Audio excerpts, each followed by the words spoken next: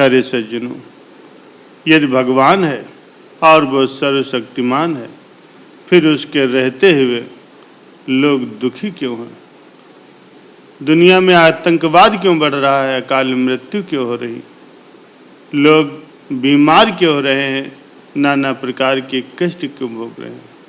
प्यारे सज्जनों, भगवान बुद्ध कहते हैं कि संसार दुखमय है, ब्रह्म सत्य है और जगत मिथ्या है। गुरु नानक देव जी कहते हैं कि नानक दुखिया सब संसार, संसार नश्वर है और ब्रह्म शाश्वत है। तुलसीदास जी कहते हैं कि कर्म प्रधान विश्व करि राखा, जो जस करे सो तस फल चाखा। शंकराचार्य जी कहते हैं कि संसार आनंद स्वरूप है, ब्रह्म सत्य है, तो उसकी अभिव्यक्ति संसार भी सत्य है। प्यारे सज्जनों, यदि परमात्मा सत्य है, आनंद स्वरूप है, तो फिर संसार दुख रूप कैसे हुआ? और यदि ब्रह्म सत्य है, तो उसकी अभिव्यक्ति अर्थात ये संसार मिथ्या कैसे हुआ?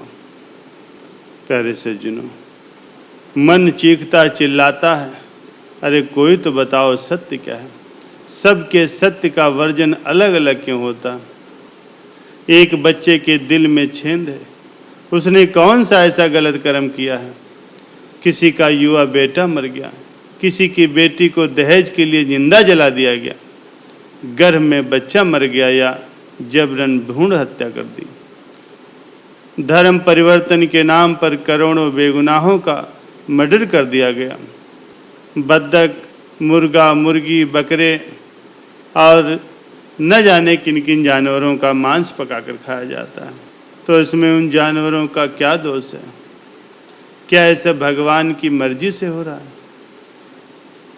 भगवान की लीला में इतना दर्द, इतनी परेशानी, इतना दुख क्यों है? लोग भगवान की इतनी पूजा करते हैं, फिर भी जीवन में दुख और परेशानियां बनी रहती।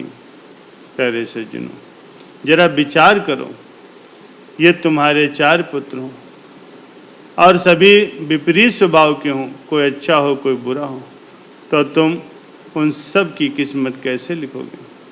सबकी एक समान किस्मत नहीं लिख सकते।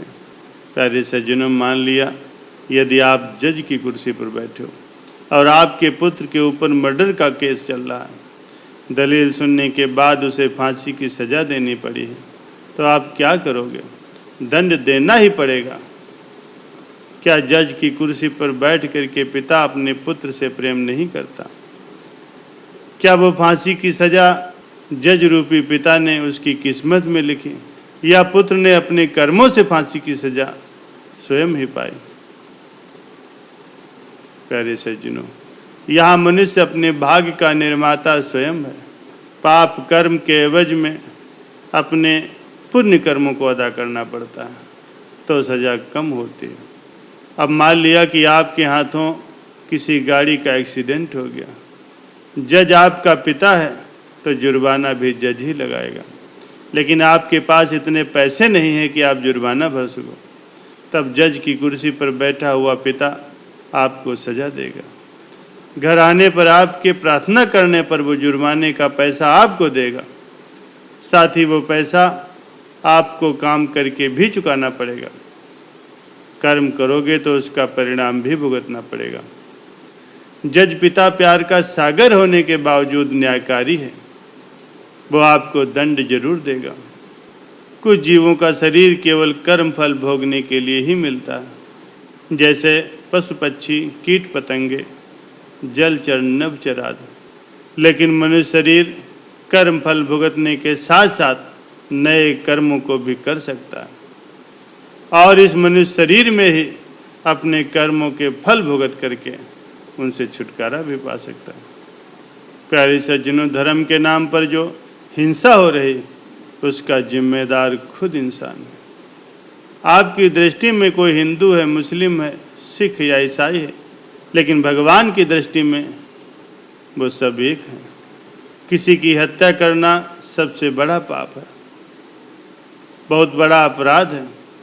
जितना किसी मुर्गी या बकरे का कत्ल करना, आत्मा के लेवल पर दोनों समान है। धर्म के नाम पर बंटवारा इंसान ने किया है, ना कि भगवान ने। अब आप कहोगे कि शेर को भी शिकार का पाप लगता है, लेकिन आप तो स्थूल दृष्टि से देख रहे हो। उसे भोग शरीर मिला है, वो अन्न घास नहीं खा सकता, वो मांस पका कर नहीं खा सकता, बीमार या वृद्ध होने पर कोई सेवा उसे नहीं मिलेगी। बूढ़ा शेर महीनों भूखे रह करके सड़ सड़ करके मरता है। मनुष्य से उसकी तुलना मत करो। जिसे बुद्धि मिली है, भोग के साथ कर्म शरीर मिला है, अनंत संभावना के साथ मिला हुआ है। यदि खाने को कुछ नहीं है, मौत समझ हो, तो पशुवत शिकार करके खाने में भी पाप नहीं लगेगा, क्योंकि कर्म पर दंड नहीं मिलता। किस भावना से कर्म किया जा रहा है, उसका फल मिलता है। अब आपसे अगर ये पूछा जाए कि आप शरीर हो या आत्मा हो, यदि स्वयं को आप शरीर समझते हो तो संसार दुखमय है, और यदि स्वयं को आप आत्मा समझते हो तो संसार आनंद स्वरूप है। क्योंकि आत्मा रूप में तुम उस परमात्मा का अंश हो, जिस प्रकार से पुत्र पिता का अंश होता है। प्यारे सज्जनों, वास्तव में इंसान बहुत स्वार्थी, केवल अपनों की मौत पर ही शोकग्रस्त और दुखी होता है। अपनों में भी उसके लिए ज़्यादा दुखी होता है जिससे वो प्रेम करता है, जिस पर उसकी उम्मीदें टिकी होती हैं या जिसने उसका कभी भला किया होता। केवल उसी के लिए आंसू बहाता है। एक ही घटना पर समान दुख नहीं होता। हृदय की भावना दुख का अनुपात तय करती, लेकिन परमात्मा उस मुर्गे बकरी के दर्द और मौत में भी उतना ही दुखी होता है जितना कि एक इंसान की मौत और दर्द में। क्योंकि तुम्हारी दृष्टि तो शरीर में है, तुम शरीर रूपी वस्त्र से पहचाने जाते हो। परमात्मा तो आत्मा को देखता है। आत्मा तो इंसान के शरीर में हो या फिर मुर्गे या बकरी के शरीर में, अपने कर्म फल को वो भुगत रही। न्यायाधीश परमात्मा जो सभी बच्चों से समान प्यार करता है, उसे न्याय करना पड़ता है। ये न्याय व्यवस्था आत्मा पर आधारित होती है। शरीर को सब कुछ समझने वाले और स्वयं के आनंद स्वरूप होने से अनजान स्वयं ही कर्म के विधाता है। ये जो नहीं मानता या जो नहीं जानता, उसके लिए ही ये संसार दुखमय है।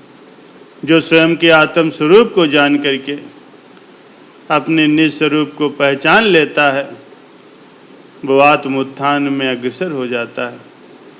उसके लिए फिर ये संसार ही आनंद स्वरूप है।